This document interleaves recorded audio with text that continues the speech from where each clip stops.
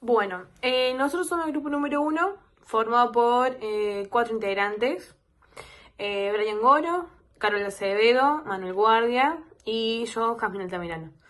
Vamos a hablar un poco en sí de lo que es la educación física, pero de una vista por ahí más crítica, basada en algunos autores, por ejemplo, Crisorio, Pagola, Cachorro y Giraldes.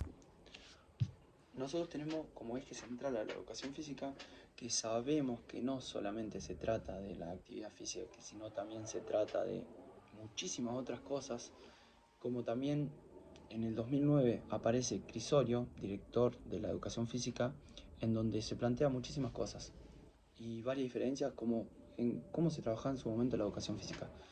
En su momento la educación física él decía que se trabajaba con dos dimensiones que se conectaban, como el cuerpo y la práctica corporal, en donde no solamente se usaba el organismo, sino era cómo vivíamos y cómo organizábamos nuestro cuerpo hacia ellos.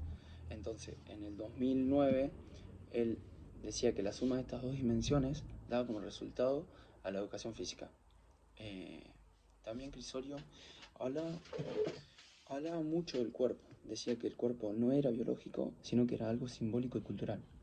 En donde también dijo que el cuerpo no era algo natural, no se trataba solo de huesos y músculos, sino que era una construcción social en donde distintas culturas le daban distintos sentidos. Como por ejemplo hoy en día, por eso la gente no valora o usamos el cuerpo de la misma forma. Hay gente que la usa para trabajar, hay gente que la usa para entrenar, hay gente que valoran de distintas formas, etc. Por eso no se usa, no se valora el cuerpo nuestro de la misma manera. Y por último, Crisorio hizo una diferencia entre prácticas corporales y actividades físicas también. Él decía que la práctica corporal era algo cultural que al hacer un movimiento sí sabía lo que estabas haciendo. Tenía sentido y lo hacías por qué y para qué. Entonces, a la actividad física era con tan solo hacer un solo movimiento ya estabas haciendo una actividad física y lo hacías sin contexto, porque vos no sabías que al hacer un solo movimiento ya estabas haciendo una actividad física. Entonces, él a la actividad física le puso movimientos sin contexto y a las prácticas corporales dijo que eran culturales, históricas y políticas. Cultura y enseñanza del movimiento. No hay posturas naturales, todo se aprende. Correr, saltar, caminar, levantarse, nada es 100% natural. Según la cultura, todo tiene una forma correcta, por eso hay que enseñarlo. Cachorro 2009. Cachorro habla de las subjetividades, es decir, que no todos los cuerpos viven las prácticas corporales iguales. ¿Qué decimos con esto? Que hay gente que le gusta hacer deportes y gente que no, gente que le gusta estar en movimiento constante y gente que no.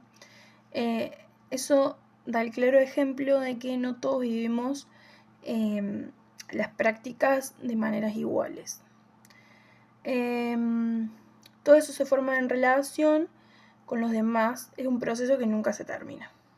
Bueno, después en sí lo que tenemos acá en gimnasia, ahí cuando vemos el tema de atrapada por el mercado, ¿a qué se refiere Giraldi en este caso? Plantea esto de que la gimnasia ya como que se empieza a comercializar, a vender.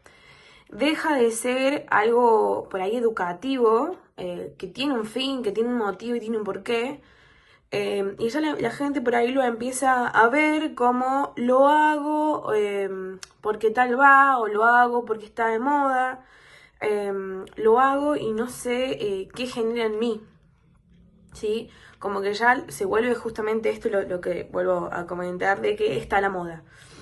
Después, por otro lado, vemos alternativa de gimnasia en los márgenes, esto ya lo plantea Pagola, que dicen sí, empieza por ahí a proponer el tema de establecer, ¿no? Sí, hacer gimnasia en sí, actividades, pero fuera del ámbito normal, o sea, de la rutina en sí, buscar actividades distintas que por ahí le llamen la atención a uno y que le den ganas de seguir experimentando en sí a la gimnasia. Lugares distintos, actividades distintas, que despierten por ahí este incentivo y no solamente tenga un resultado por ahí físico, sino que también emocional y cognitivo. Cuando hablamos de autonomía motriz, hablamos de moverse del deseo de la libertad y el conocimiento. Paola dice que lo más importante es que cada persona pueda decidir cómo moverse y generar autonomía motriz. ¿Y esto cómo se logra? Se logra mediante clases que no sean iguales para todos, sino clases pensadas para cada uno. Para dar profundizado, vamos a hacer un breve resumen.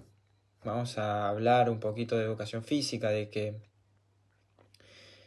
se trata de encontrar un sentido, de disfrutar y de moverse con total libertad, lo cual, partiendo de esta base, podemos decir que no solamente nos movemos con el cuerpo, sino que aprendemos con el cuerpo y le damos sentido a esas prácticas. Todo esto nos va a llevar a poder descubrir nuestro cuerpo, poder saber qué queremos hacer con el cuerpo y encontrarle un sentido.